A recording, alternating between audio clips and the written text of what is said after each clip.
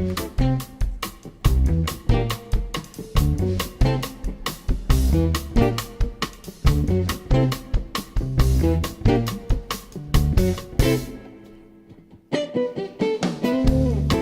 docente de la Facultad de Humanidades y Ciencias de la Universidad Nacional del Litoral e investigadora de CONICET.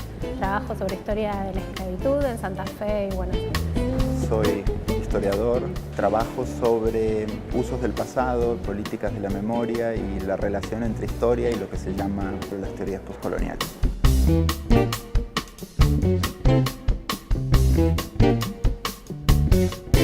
Estamos acá con el profesor Mario Ruffer de la Universidad Autónoma Metropolitana en Xochimilco, de México. Y bueno, muchas gracias por haber venido, por aceptar venir a Santa Fe a participar de este ciclo de charlas sobre alteridad y nación en América Latina. Un tema sobre el que claramente tenés muchas cosas para decir. Y un poco vamos a recorrer eso, algunas de las cuestiones que podemos discutir en torno a esto. Y quería empezar con una pregunta un poco general quizás, pero era que nos cuentes la importancia que le das en tu trabajo y en general, por qué los estudios postcoloniales importan, digamos, qué son y qué nos vienen a traer y a llamar la atención sobre qué cosas. Bueno, primero, muchas gracias, Magdalena, por invitarme. Para mí es un placer estar acá en Santa Fe. Es la segunda vez que vengo a Santa Fe. La primera hace muchos años, cuando yo era estudiante todavía de la licenciatura en Historia en Córdoba, y no había tenido la oportunidad de venir. Y para mí, bueno, volver, no solamente volver a la Argentina, sino también volver al interior, volver a las universidades públicas. Para mí es, bueno, es un reto, un desafío y algo que me interesa particularmente.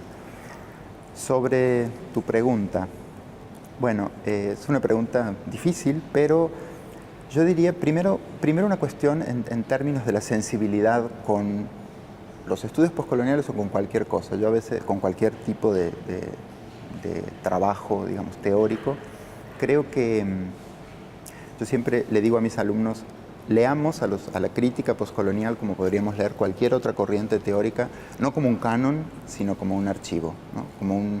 No como un canon en términos de lo que se vuelve a veces dogmático, de estos son los estudios postcoloniales, esto habría que hacer, estos son los autores canónicos que hay que seguir, sino más bien como una estrategia que cada uno puede trazar para buscar algunas respuestas a preguntas que a veces son muy concretas, tienen intenciones o densidades empíricas muy claras y tienen que ver con preocupaciones bastante nuestras y a veces muy políticas. En el caso mío, yo diría, retomaría esta idea de por qué importan los estudios postcoloniales. Fíjate que cuando yo estaba estudiando en la licenciatura en Historia, yo trabajé sobre el siglo XVIII y sobre los esclavos, mejor dicho, sobre seres humanos esclavizados en el territorio cordobés. Pero una de las cosas que me interesaba y que me empezó a interesar era la manera en la que el diacrítico de la negritud, la imagen de la negritud y la propia presencia africana drásticamente desaparecía del registro de las fuentes. Y esa desaparición drástica, desde el censo Borbón hasta los primeros censos republicanos, me parecía que tenía que ver menos con una desaparición física, como en algunos casos sabemos que se trabajó, que con una desaparición que tenía que ver con la representación, con el registro histórico, con la forma de trabajar con la historia en el discurso y con la fuente, o sea, con el archivo. Sin embargo, yo lo que no tenía eran las herramientas teóricas, los conceptos en aquel momento, estamos hablando de finales de los 90, principios de los 2000, para pensar eso.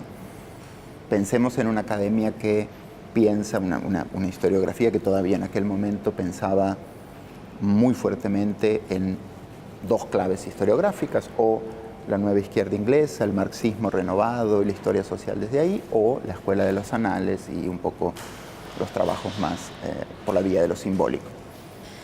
Y en ese momento empecé bueno, en realidad a veces hay que hacer justicia a ciertos momentos en la vida que nos definen de algún modo ciertas personas, profesores. Las instituciones no se hacen de a gratis, ¿no? Ni ninguna corriente teórica, ni ningún espacio de sensibilidad particular.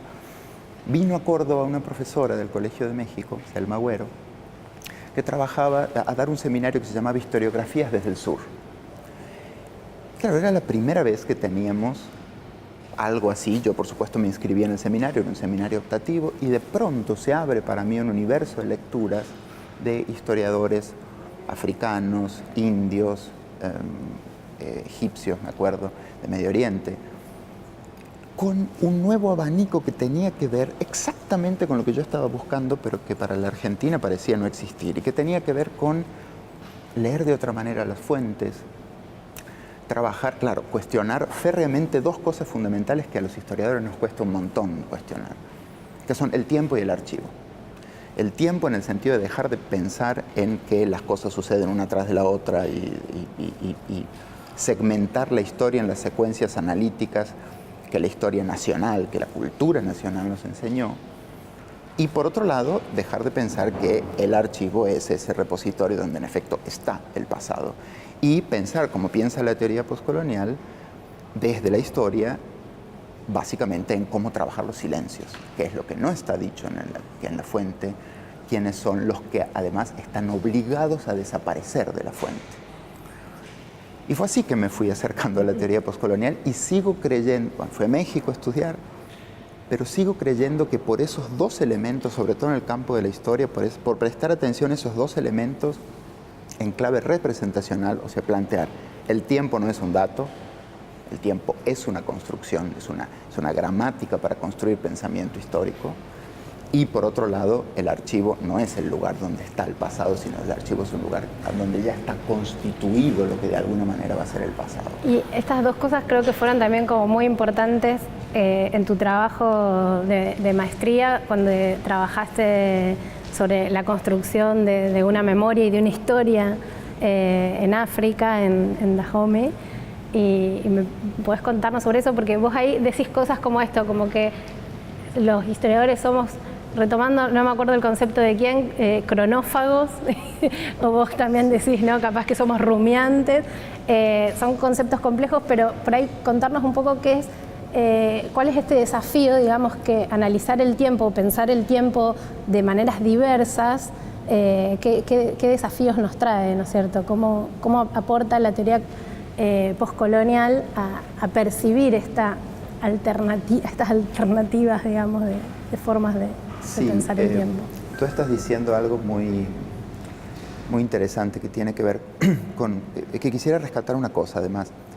Es interesante plantear, o importante me parece, justamente por esta clave de lectura que no sea como canónica, decir, bueno, vinieron los teóricos postcoloniales a inventar el universo. No, hay muchos historiadores que de algún modo podríamos leerlos en clave postcolonial en términos de cuestionar estos elementos que yo acabo de plantear, que tienen que ver con formas en las cuales una concepción muy eurocéntrica sobre la historia, sobre cómo se desarrolla la historia y sobre los pueblos que sí pueden hablar de su historia y los que no, pueblos que sí archivan y saben archivar y pueblos que no, que heredamos eso, están constituidos. Entonces, pienso, bueno, Michel de Certeau es uno de los, yo suelo dar un seminario de lectura, de cómo leer de Certeau en clave postcolonial, por ejemplo, que es un historiador francés bastante conocido y que hemos leído.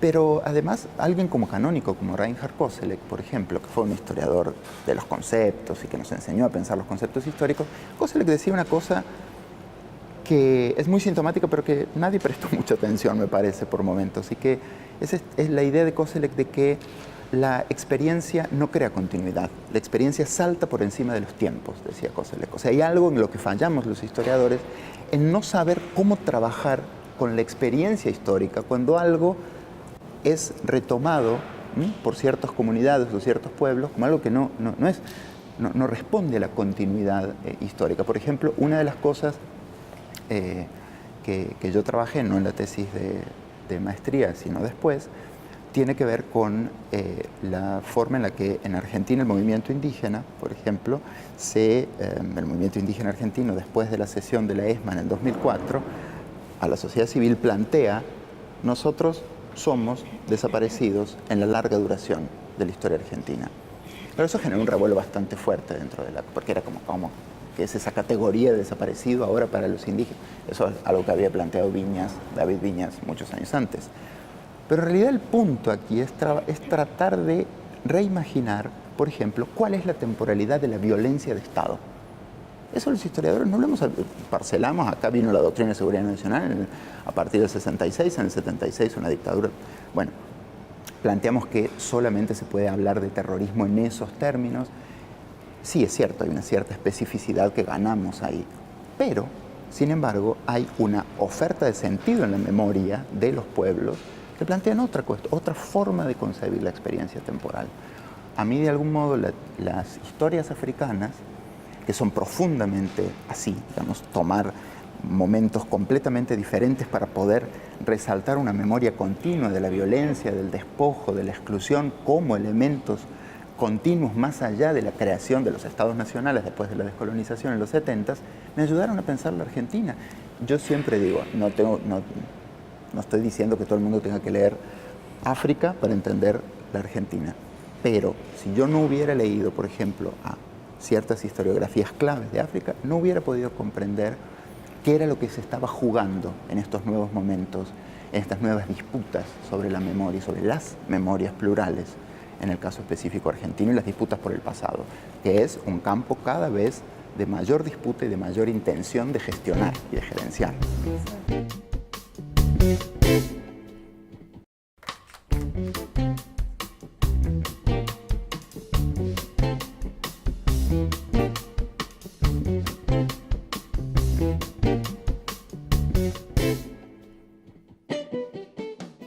Vos también trabajás esta cuestión de la memoria y la importancia de la historia y de la construcción de visiones, digamos, sobre la historia para construir memoria. ¿Y qué cuestiones te parece importante en Argentina?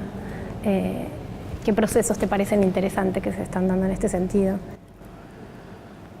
Bueno, hay creo que varios procesos, pero yo creo que en Argentina, bueno, tenemos muchas deudas, pero la deuda que tenemos con los pueblos originarios es importantísima, en términos de, no una deuda de restitución, a veces pensamos en una deuda de retorno, de restituir historias, más bien tiene que ver con una deuda de reconocimiento de que, creo yo, y esa es una tesis que persigo y que trabajo en algunos espacios, dos tesis principales. Una, creo que debemos reconocer y trabajar de manera más precisa de qué forma nuestra modernidad nacional, nuestra matriz genética como Estado-nación, es una matriz desaparecedora.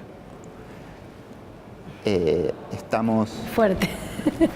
Sí, pero creo, de algún modo lo dice Pilar Calveiro en Poder y Desaparición, cuando plantea, claro, ella trabaja sobre casi una etnografía casi perfecta, maravillosa que hace sobre el periodo de la dictadura, pero se hace una pregunta cuando trabaja los campos, bueno, que luego ahí le llama campos de concentración, luego ella misma retoma otros nombres, pero se hace una pregunta que me parece crucial, que es, a ver, esto no podemos plantearlo como una vez más, como ha planteado, por ejemplo, la filosofía, incluso la historiografía para el Holocausto europeo, como una excepcionalidad a la voluntad moderna de desarrollo. No, yo creo que en el caso argentino específicamente, que es completamente diferente, por ejemplo, en el caso mexicano, cómo se crean las sintaxis nacionales, cómo las culturas, cómo los pueblos originarios forman parte de manera desplazada, excluyente, como tú quieras, de las sintaxis nacionales. Es muy diferente el caso mexicano, donde hay una heráldica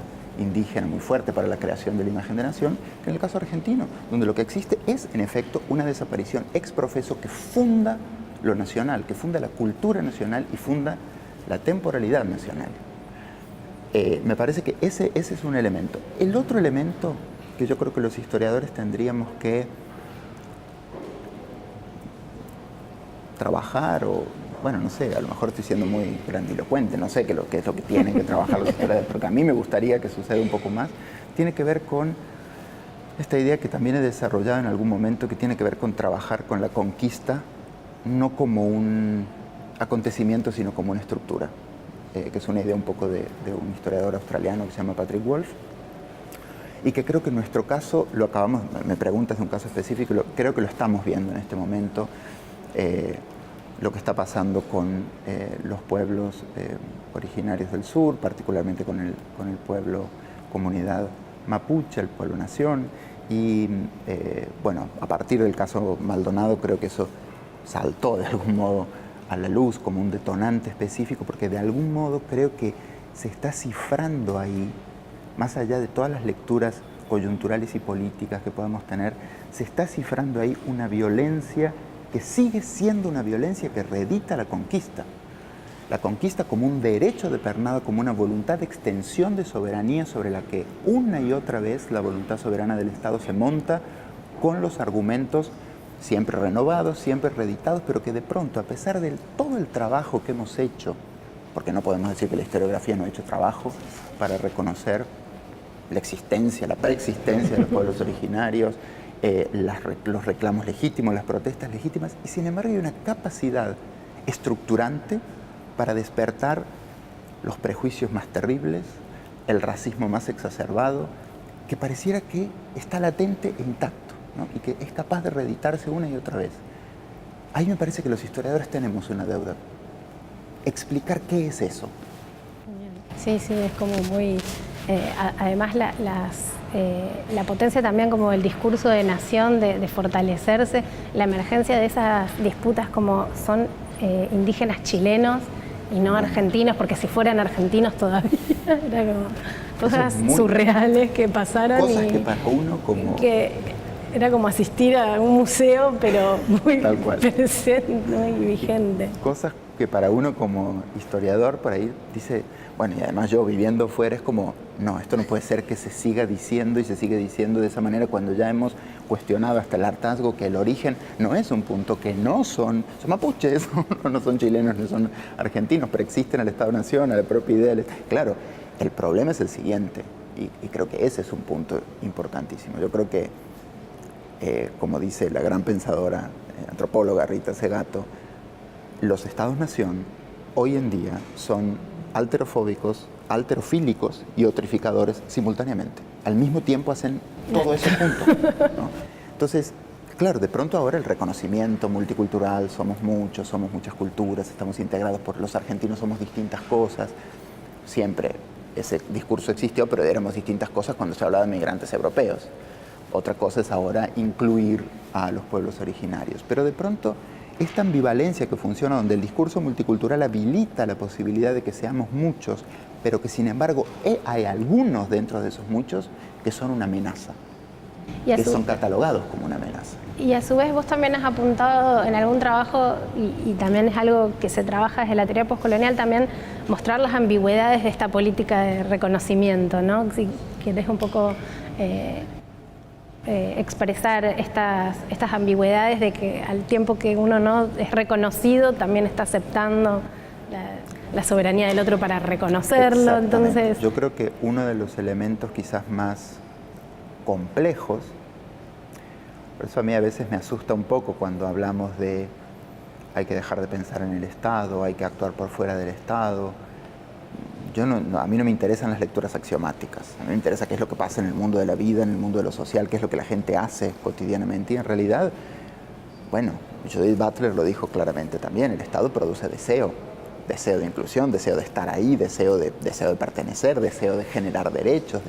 Más que cuestionar esa deseabilidad, hay que analizar cuán productiva es y a su vez cuán productiva para la construcción de hegemonía, sí, pero también para impedir la clausura del Estado sobre sí. O sea, el Estado que define estos somos los argentinos, cuando de pronto el Estado intenta, las acciones de estatalidad intentan en efecto, de algún modo, parcelar, vitrinizar, como digo por ahí, decir, bueno, estos son los indígenas, estos son los pueblos originarios mapuches, estos son los pueblos... Si es flogger, no es indígena. Exactamente, tal cual. Si es flogger, no puede ser indígena, ¿no? Que es una de las cosas que estuvo aquí, bueno, hace poco dando vueltas. Me acordaba perfectamente de eso cuando, bueno, una de las cosas que yo por ahí trabajo mucho con los alumnos en México es el movimiento zapatista. ¿Por qué fue tan complicado para el Estado mexicano? ¿Por qué fue tan genial en ese sentido? Porque el movimiento zapatista se ubicó en la ambivalencia. Dijo, ¿saben qué? Sí, somos ciudadanos, somos mexicanos y también somos indígenas. Y abrimos el caracol de Ventic con la bandera mexicana atrás, declarándonos parte de la Constitución. ¿Por qué eso era productivo? Porque eso impedía que el Estado dijera, ah, sí, son indígenas, están ahí, están en esa parcela del zoológico, y mientras estén ahí, se ubiquen ahí, y esa sea su cultura, están domesticados, están gobernados. Creo que el Estado multicultural, una de las cuestiones cabales del Estado multicultural es gobernar a partir de la administración de identidades y de poblaciones de esa manera. Entonces, de algún modo, lo que es interesante a veces es ver cómo, claro, las poblaciones se ubican en esa ambivalencia de, bueno, sí, aceptamos el reconocimiento, sin embargo, torsionamos la figura que propone la legalidad, la ley, etcétera, ¿no? Y en el caso, esto también lo has trabajado en el caso de, volviendo a México, ¿no? De los museos, de una política de crear museos indígenas en distintos pueblos en México. ¿Y cuáles son las ambigüedades que vos pudiste notar? Un lugar donde, como bien señalabas antes, hay una construcción del lugar del indígena distinto en la nación mexicana que el no lugar en la nación argentina, digamos. Claro, es muy diferente porque lo que en México, perdón, lo que existe es la construcción, digamos, heráldica del indígena en términos del indígena monumental, que está el indígena de piedra, como se dice por ahí, o el indígena arqueológico que está en el Museo Nacional y que de pronto es el orgullo de todos los mexicanos, y que de alguna u otra manera sí hay una idea repetida hasta la extenuación de todos descendemos de ahí, todos venimos de ese lugar. Y sin embargo, la magistral por espantosa, lo digo, pero bueno, la magistral estrategia del Estado posrevolucionario tuvo que ver con crear esa idea de todos descendemos de ahí con el corolario de la habilidad de haber logrado al mismo tiempo que el grueso de los mexicanos piensen que no tienen nada que ver con el indígena actual, ¿no? Que esa figura de los indígenas actuales son, bueno, otra cosa, un resabio, una reliquia, digo yo por ahí en algún texto, una reliquia, un testigo vivo de una cosa que ya fue, ¿no? Que es otra cosa, que puede mostrarnos de algún modo en un festival que éramos, que solíamos ser, pero no somos eso, ¿no? Entonces, de algún modo, claro, en efecto, una de las demandas de los museos, de la política cultural ha sido, bueno, hay que hablar de la inclusión y hay que hablar de que somos un montón y hay que hacer museos plurales. Y esos museos plurales de algún modo reflejan esa ambigüedad y también reflejan un reclamo, que es a mí lo que más me interesa, reflejan un reclamo de los sectores indígenas que dicen, ¿saben qué? No nos van a poner, de varios sectores, también mestizos, no nos van a poner otra vez en la vitrina como en el Museo Nacional de Antropología. Hablemos, por ejemplo, de lo que no tenemos, hagamos un museo, por ejemplo, de los recursos que nunca nos dio el Estado, hablemos de los derechos que nos han sido negados y vitrinicémoslos, o sea, pongamos en el museo una historia de la negación. Qué buena. Que es otra estrategia de crear museos, sin caer en esa domesticación en el que la historia a veces se piensa, ¿no? Sí, porque por ahí uno pensaría que también, o sea, tiene como su costado positivo de la presencia, pero no cualquier presencia, como vos decías. Entonces poder ser como estar alerta críticamente a cuáles son las presencias que nos son ofrecidas y cuáles aceptar y cuáles no. En Argentina, entonces hay también como un desafío pendiente con respecto a eso. Bueno, Mario, muchísimas gracias por se nos acaba el tiempo, desgraciadamente el diálogo tiene su duración, pero vamos a seguir igual discutiendo en la universidad más tarde y bueno, muchas gracias por muchísimas gracias a ustedes por la invitación, me encantó estar acá. Bueno, me alegro. Bien.